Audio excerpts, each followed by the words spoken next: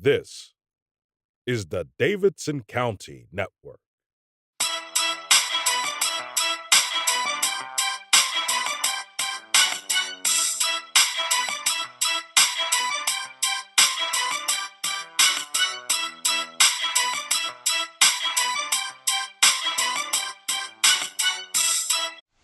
Hi, I'm Avery Matthews, And I'm Jamal Kelly. and we're here at Lexington City Hall preparing to sit down with Lexington's Mayor Newell Clark for part one of our interview with him.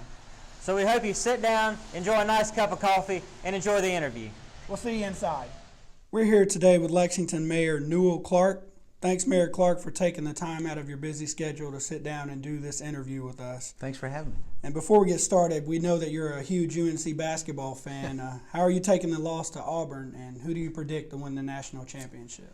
Well, I'm a huge UNC fan, not just basketball, but it's interesting. I don't know if I should talk about being a fan. I had an interesting story when in my first campaign, my first election. I went to vote the day of my first election, and went in, and I came back out, and I started at the precinct where I vote, and thought, well, I'll be there for about an hour or so, then I'll make my way around to other precincts and meet folks and answer any questions that they have. And I was sitting there, and there was an ESPN magazine that had Harrison Barnes on the front of it. And I'm sitting there reading an article about the Tar Heels, and the first citizen pulls up in the car, and I'm like, okay, here we go. And I took the magazine, I put it under my arm, and I walked up to the gentleman, and I simply said to him, I said, hi, I'm Newell Clark, and I said, I'm running for mayor. And he said, I know, I've been reading about you. And he said, I like what I've been reading, and that sort of thing. And he goes, so what do you have under your arm? And I was like, I said, and I got real excited. I said, well, I'm reading about my Tar Heels. I said, I'm a big fan. And he goes, face went from smiling to just stone cold, and he looks at me and he goes, I'm a Duke fan. and I said, well, I lost that vote right then. But I love watching the Tar Heels football, basketball, go to baseball and other venues as well. I love to watch the Lady Tar Heels play basketball too. And it's but I think it just kind of runs in my family. We're all Tar Heel fans. It's just how we were raised. But I tell you, Michigan State is just playing really well as a team. They play. If you've got good guard play, you can always go far in the NCAA tournament. And I think that the way they're playing, Virginia is everything has to work for Virginia. And if you get a hot team that's hitting, then they don't score a lot of points. And when they fall behind, it's really difficult for them. So I think Texas Tech's been on a heck of a run. But I've got my girlfriend's cousin who now has moved here from Florida. Her husband actually played at Michigan State. And so we refer to them as the Spar Heels. So we'll pull for the Spartans, we'll pull for the Tar Heels, and now that the Heels are out, we're kind of pulling for the Spartans. So it's go Spartan. So Mayor Clark, can you tell the viewers a little bit about yourself? Sure. I think folks have a lot of folks have known. It's been kind of well documented that Lexington's my hometown, and I was born and raised here. But I did my undergraduate work at UNCW, and then right after that I moved to the West Coast. I moved to Los Angeles, where I lived for close to 8 years, and then from there I moved to Santa Barbara, California. And I was living in Santa Barbara teaching at the Brooks Institute. I was a photography instructor, and before I moved back home. During your time in California, you were a photographer, as you just alluded to. What did you enjoy most about that venture? One of the things that I think actually helps me as a mayor is I've always lived my life as a creative. If you even look on my Twitter feed, it says I'm one of the leaders of the creative class. And I think that that's very beneficial for someone in my position now. As I look at Lexington, we have such a rich history. But I also see it as kind of a blank palette. When you're setting up a photograph, or you're an artist and you're setting up a painting, there's a foreground, there's a middle ground, there's a background. And I see those, and I can see the Depot District as a factory that's no longer operational, but I see what it can look like in the future from a creative standpoint. And I think that's one of the things that I enjoyed about as in photography is being able to be a storyteller and tell it through images and those sort of things. And I also translated that into teaching, because I was teaching photography, and I love being around the students. They keep you young in that sense, and then I worked with a lot of my students. I would take them on photography assignments, and so it was always fun to work with young people, and that was something that was very enjoyable for me. But it's really taking those skills. It's not your traditional political skills that people have that you would think about. You think of folks typically having a law degree, but for me, being a teacher and being a college instructor, professor, and then also being a creative, living as an artist, those to me really blend itself well to a modern day politician, if you will, to be creative, to understand. Because when I go in and talk with students, they'll ask me a lot of times, what do you do as a mayor, and those sort of things. And I tell them a lot of times, I go to meetings that you can't attend, that your parents cannot attend because they're at work. So I represent you in those meetings. But really a big part of what I do is educate the public on what it is we do. Because they'll have their perception of how things operate or how they're running, but I explain to them and educate them on how your taxes actually work. Where does that money go, and what does it do, and what is that benefit that you get from those city services? So being creative, being an educator has lent itself for me in my current position. What sparked your decision to move back to Lexington from California? That's a good question. People ask me that all the time. You moved from Santa Barbara, California to Lexington, North Carolina? Honestly, I've always loved this town. It was my hometown. I've always had an affinity to Lexington. I grew up always hearing about the potential that Lexington had, being right there between 52 and 85, just kind of sandwiched. Now both of those are interstates. So I always knew there was always a positive possibility for a future and those sort of things that were here. And honestly, we have most folks know my family. I'm part of the Lanier family. My mother was Ardell Lanier's daughter. My uncle is Gail Lanier. My cousins run and operate the hardware store. But Ardell had two businesses. He had a property management business called Standell Properties, and he also had the hardware store. And back in 2007, Ardell retired. I think he was 90. And he, as he said, he was only working half a day. He says he was working from 7 to 7. So he was ready to kind of call it quits. But in that, my mom was going to operate the property business. I grew up in that. I had worked in that during my summers. Of course, I'd worked at the store, and she needed some help. And she reached out and said, would you be willing to help me in this venture? And because Ardell was retiring and we were moving the business out of the hardware store. And so I took a right turn as far as career. I was teaching school in Santa Barbara, living on the beach. It was a very nice existence. I'd spent 15 years building a career out there. But we negotiated. Part of coming back and going to work for the family was wanting to have time to volunteer and give back to the community. Because coming back, I felt like we needed some young folks involved. And I learned quickly we did have a lot of young folks involved, and meeting folks that were volunteering, and that was my goal.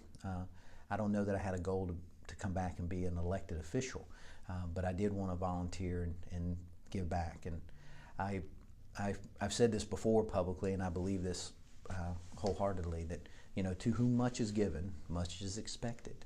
And I've had a blessed life, and so I'm fortunate to be able to give back to my community. Speaking of Ardell Lanier, he was a pioneer in Lexington. Can you tell us how you carry on his legacy? Ooh, that's well, it's. I think one of the main things that he also taught me was, that he did was to be yourself. And I tell this story again. It's kind of a true story. Right after I won being mayor, one of the first thoughts was, well, this was something Ardell never did. He was not an elected official, and I literally remember one of my first meetings. I was in Greensboro, and so I go to the meeting, and I was introduced as Lexington's new mayor of Lexington. And afterwards, I was talking to some folks, and again, I was introduced as the mayor of Lexington. And the gentleman that I was introduced to, he goes, "Aren't you Ardell's grandson?" and so it didn't matter. I was the mayor. I was Ardell's grandson. And of course, he has 3 grandsons and the twins, Stan and Stuart and myself. And I was the baby in the family. I was the youngest grandchild.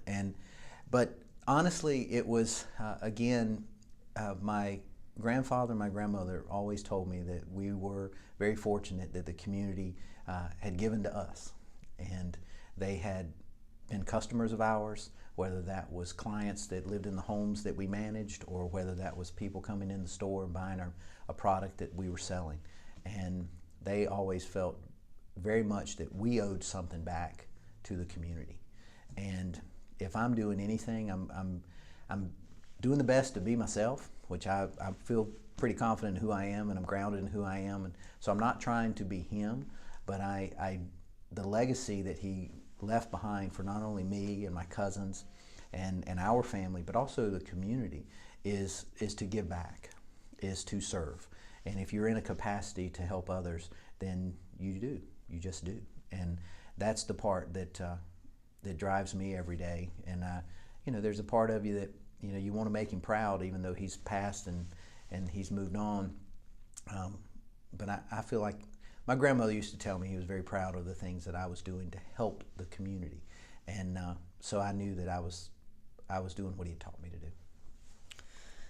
In 2011, when you first declared your candidacy for mayor of Lexington, you promised the citizens that it's no longer business as usual in Lexington.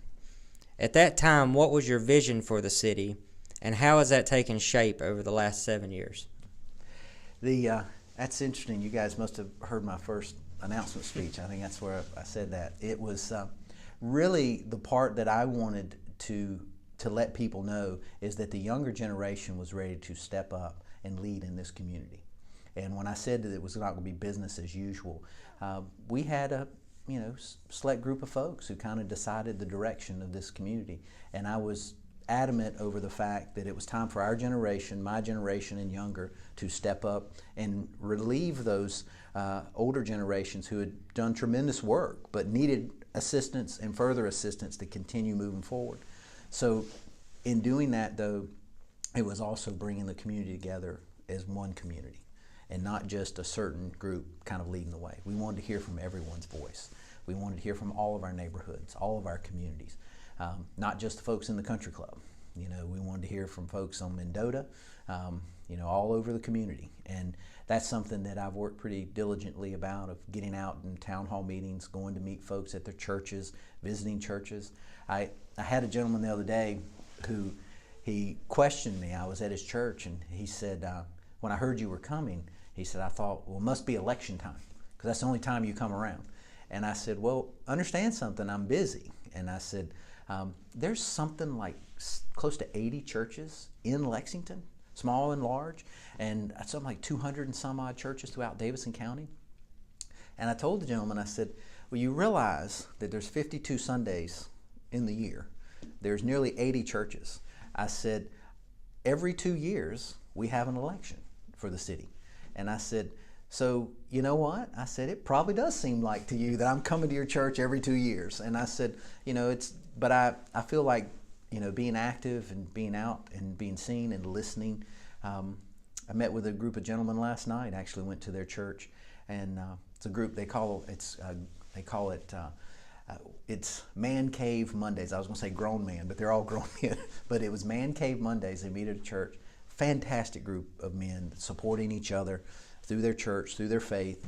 And I've been fortunate to go to a couple of their meetings and kind of learn what they're doing in the community and around in the community and helping and assisting not only themselves but their neighborhood. And we've got wonderful groups like that. But from the first meeting, I learned a few concerns that they had. And now coming back to this meeting, they were very grateful that we addressed those concerns, some of those.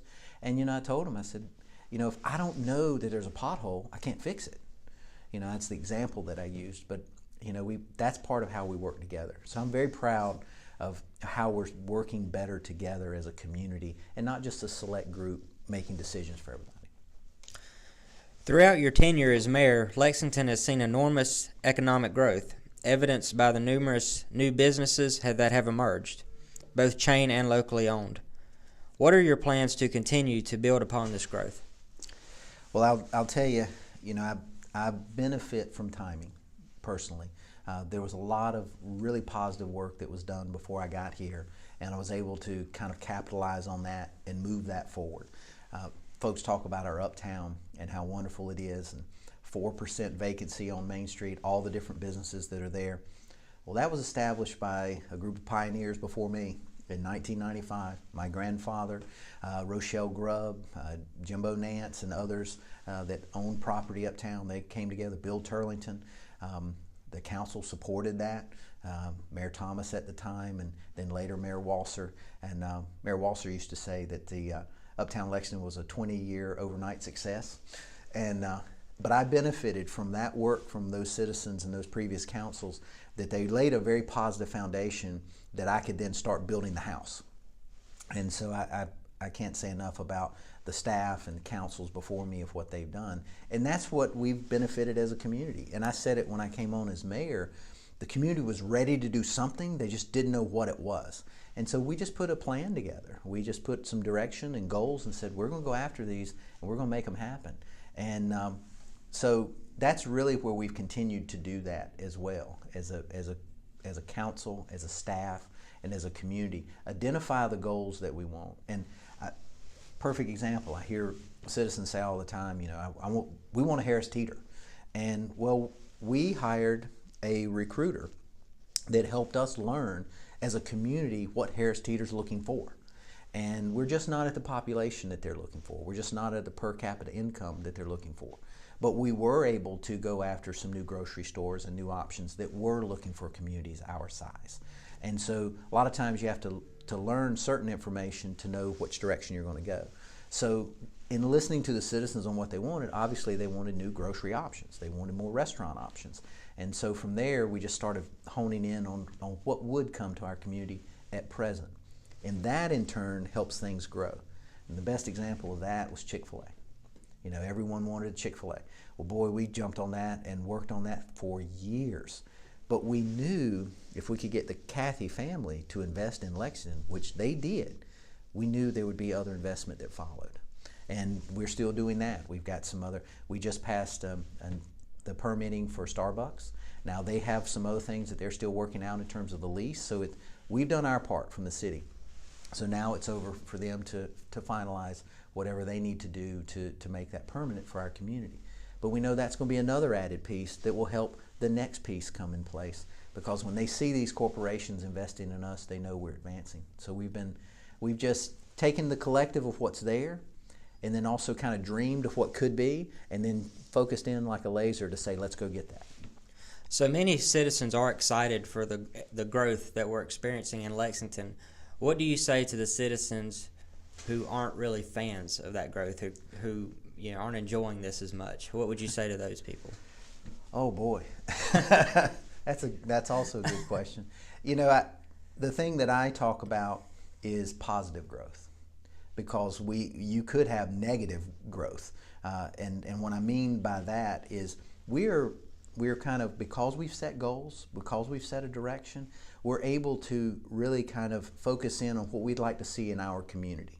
Because we had Hugh McCall, who was here, former CEO of Bank of America, and talked to him early on when I was mayor about how did you create downtown Charlotte. And he made a interesting comment that stuck with me, and he said, when greed overcomes fear, you've made it. And basically it means that, someone's scared to even develop anything down at the depot. They don't want to be the first ones down there. But then once the first thing gets in there, and then the second thing gets in there, then all of a sudden people realize there's an opportunity to profit from this, and then it just starts happening. And that's what we're starting to see in Lexington, but we're doing it in a controlled manner, which is positive growth. Because otherwise you could just, and the gentleman I met with last night, one of the things we were talking about was their neighborhoods and how to recreate their neighborhoods.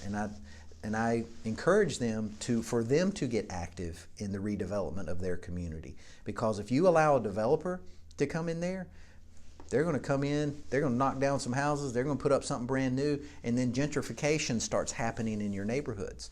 And that's what we've seen in other communities. And as Charlotte continues to grow this way, we're going to become a suburb of Charlotte. And so I think that it's really about being active and intentional about how we want our community to look, how we want the growth to happen. So that's positive growth. And what I tell folks also is you have to realize the numbers. And right now, we're right at about 20,000 citizens. If we had 1,000 citizens a year move here, and we're not at those numbers, but if we did that for the next 20 years, we're still smaller than Salisbury. So that hometown feel that people do enjoy, some of the naysayers are like, oh, don't grow too fast and that sort of thing. We would be setting records if 1,000 people a year would be moving to Lexington. So we're having steady growth that's positive growth, and so I just would encourage folks to enjoy this. It's okay that if you're sitting at a stoplight and you have to wait through 2 cycles of a stoplight, if you come uptown and you tell me you can't find parking, that's a positive thing. The negative of that would be, I can park anywhere. There's nobody uptown. Well, some of those things we want, new restaurants, new opportunities, things staying open later. Well, you might have to walk a block or two to get to the place you want to go, and that is very positive. City Hall recently underwent a renovation, and during the demolition process, an old barbecue pit was uncovered behind one of the walls in your office. It was ultimately decided to preserve the pit and incorporate it into the new design of the office. Is this symbolic of your plan to preserve Lexington's barbecue identity while transforming into a more modern city? Yes. It's interesting because when people learn, or if I'm introduced as the mayor of Lexington, people will say, oh, that's the barbecue capital, or you guys have the barbecue. And I can say to them, my office is literally in a barbecue pit. And they'll look at me like, what are you talking about? But I think one of the things that folks have to understand within Davidson County, not just Lexington, but tourism is a big draw. That's why you see the commissioners working on the Wilcox Bridge project and what they're putting together there. When you talk about 1,700 jobs, when you talk about $150 million investment that takes place every year, that's the type of revenue that comes into us as a community. Well, you can look at some of the old furniture factories that employed 200, 300 people, 1,000 people, and you're telling me tourism is employing 1,700 folks across our county that are in service positions. And so you've got to see how that's a change in the direction of our economy, which again is a positive thing.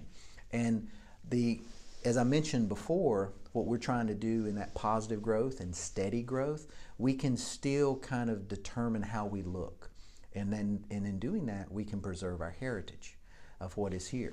And that's something we should build on. Because I can tell you right now, there are mayors across this state that would give their right arm to be known for barbecue like we are. I'm telling you, it is such a draw here. And tourism for us is not what our citizens think of as tourism. They think of going to the beach for the weekend or going to the mountains for a week, and that's tourism that we know. Our tourism is people coming for what is normal life for us. We go to a barbecue restaurant and we order our meal and we get our tea and we talk to the waitress and the family that we know that operates that, and then we go home. Well, when you walk out, look in the parking lot and look at the license plates. I went to Lexington Barbecue one day and walked around the parking lot, and I took 5 pictures, and all of them were different license plates. Pennsylvania, Virginia, Michigan, South Carolina. Well, that's tourism dollars that come into our community. And I tell citizens a lot, we always promote local and let's help our local folks and support our local businesses. But if I go into Lanier's and I buy something, we've just exchanged $1, which is still a positive thing because that dollar will stay in the community. But where we grow our economy is when someone from Charlotte comes here to eat our barbecue, or come to a music festival, or come to a barbecue festival, or come here for the Boo Bash uptown, and then they buy gas, go and eat some barbecue because we're known for that. That's new money coming into the economy, and tourism helps us grow that. So that's very positive for us to continue to grow that, and for us to be known for something that's like barbecue. Unlike our furniture industry, that could be outsourced. Our barbecue tourism is not outsourced. You got to come to Lexington. I started a big stir a couple years ago because I kind of got this idea that you cannot call champagne champagne unless it's from the Champagne region of France. Well, I was in Winston-Salem at Whole Foods, and on their little hot bar buffet that they had Lexington barbecue. And it was dried, it had been sitting there on the buffet for a while and everything. And I'm like, you can't call this Lexington barbecue. And so I said in a radio interview that we were exploring copywriting Lexington barbecue, that you can't call it Lexington unless it was made in Lexington. Oh my gosh, it went nationwide. It was all over, it was on Facebook and all these other things. People were calling in on the radio station. How dare they? Who do they think they are? But it's that important for us. It really is. I mean, and I'll explain this, that I think it's important for our citizens to be proud of. But we put on a barbecue festival that's known as the single largest one-day festival in the Southeast. And I ask citizens this all the time. How many of you have been to a Panthers game? They have what, 65, 69,000 people go to a game? I said, how many of you, I've asked Richard Childress this. I said, how much does the stadium hold down in Charlotte for a NASCAR event? It's about 140,000. If you look at that, and we average over 180,000 people at our barbecue we put on the largest event in the entire state next to the state fair. But the state fair is multiple days. I mean, we should be proud of that. That's impressive for us to do that as a community. So we want to leverage our barbecue heritage. We've been able to successfully show that here at City Hall, and we have people that come and visit the barbecue pits. But it's also something we're known throughout the world for that draws people here, and we should continue to leverage that and grow that. The next step, I'm waiting for someone entrepreneurially in our community, our barbecue sauces, to start selling those outside of the community. You know, sell those nationwide. I still don't know why someone hasn't invented the Lexington grill.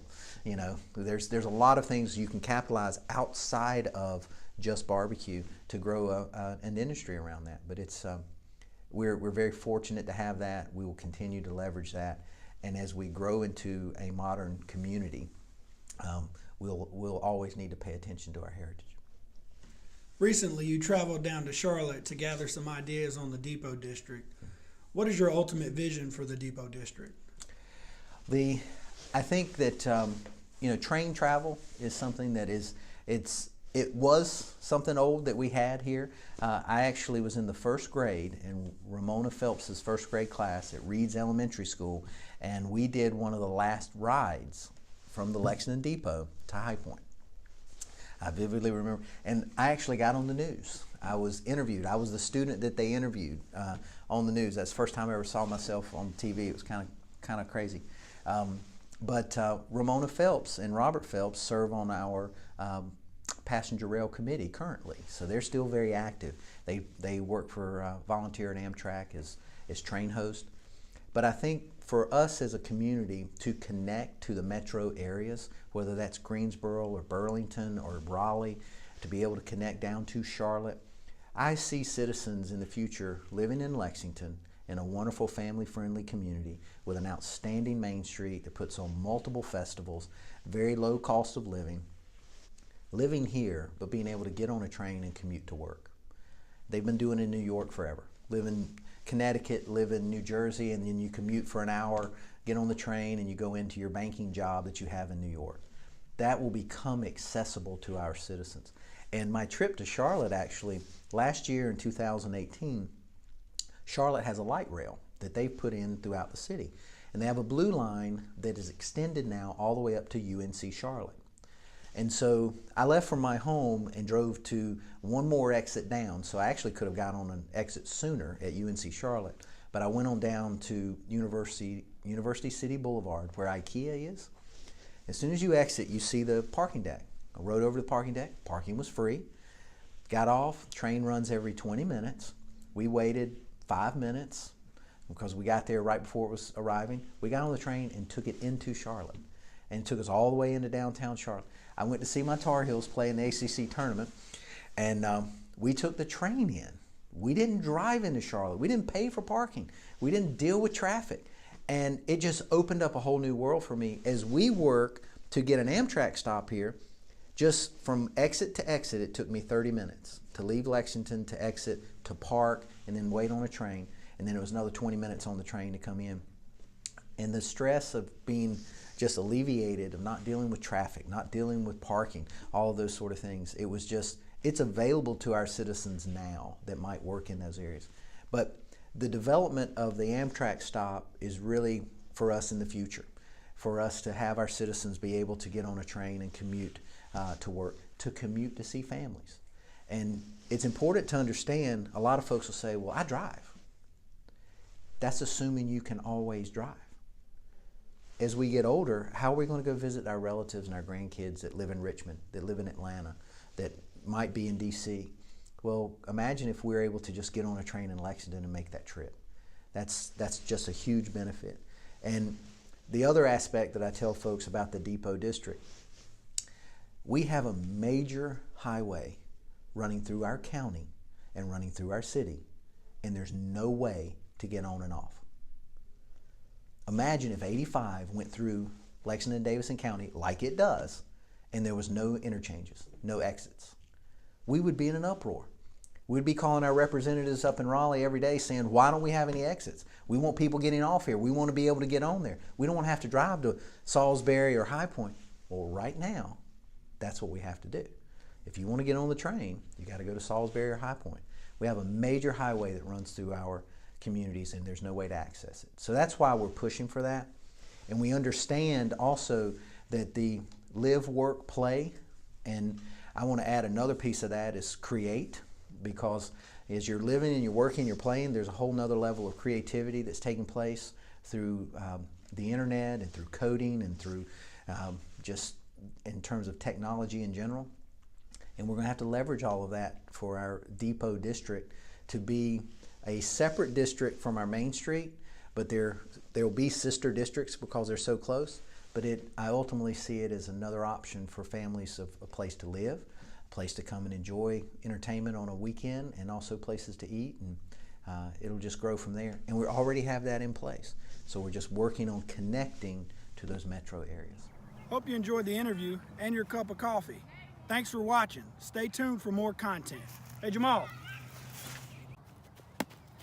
Hey, and if you enjoyed this video, then please like, comment, and share this video along with our Facebook and YouTube pages. Thanks for watching.